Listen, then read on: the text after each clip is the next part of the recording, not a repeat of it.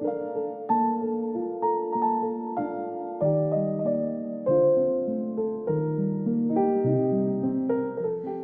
East Bay Landscape Painters began in November 2007 with a group of artists who were taking a figure drawing class at the Richmond Art Center. Karen Zulosher had just retired from her job as a social worker and had also been an activist for older women's groups, so she knew how to organize people.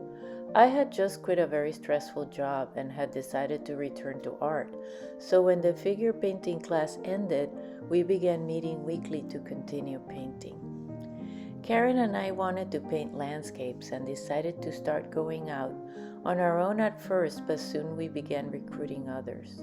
During those early years, we had many rich conversations on the nature of plein air painting and on the type of group we were forming. Karen felt very strongly that the group should not charge a fee and that coordination should be a volunteer role. We both wanted the group to be a welcoming space for anyone who wanted to join, whether they had gone to art school or not. Karen and I shared coordination duties in the beginning. Our original name was East Bay Plein Air Painters, but after we found out that another much older group had that name, we switched to East Bay Landscape Painters. A year after the group started, I put together the first mailing list and created a blog for the group to post photos of our work. Our online presence brought in new people to the group, and we recruited many others via word of mouth. Soon, a group of painters from the El Cerrito Art Association joined us. There was always tension between those who wanted to paint nature and others who wanted more urban scenes, between artists interested in professional development and others for whom painting was a hobby. Eventually, we realized that East Bay Landscape Painters could not meet everyone's needs. Those who wanted something different left to form their own groups or to paint with friends. Even then, by our third year, the group was much larger, and members began asking for exhibitions, field trips, chances to meet to talk about art, and even a website.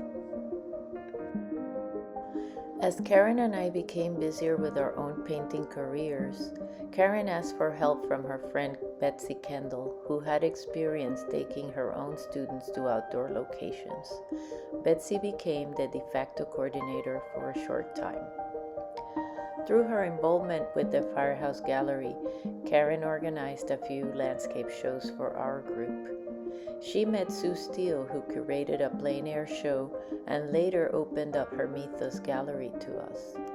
Before she became terminally ill in 2016, Karen became a well-known figure in our local art sphere and was able to leave a legacy of multiple art spaces welcoming up painters from all backgrounds. By then, Sharon Hinesmith had been a part of our group for a long time and was able to accept Karen's request to fill the coordinator role. The charming Sharon worked hard to recruit painters and made everyone feel welcome. During her tenure as coordinator, many of us found a professional home to go to every single week. Sharon was followed by the amazing Maria Saxton. In her short time as coordinator, Maria, Sue Collins, and a few other artists have crafted a newsletter out of our weekly notices and greatly expanded the group's exhibition opportunities. Today, the East Bay Landscape Painters celebrates its 15th year as a very strong and inclusive artist group, thanks to them.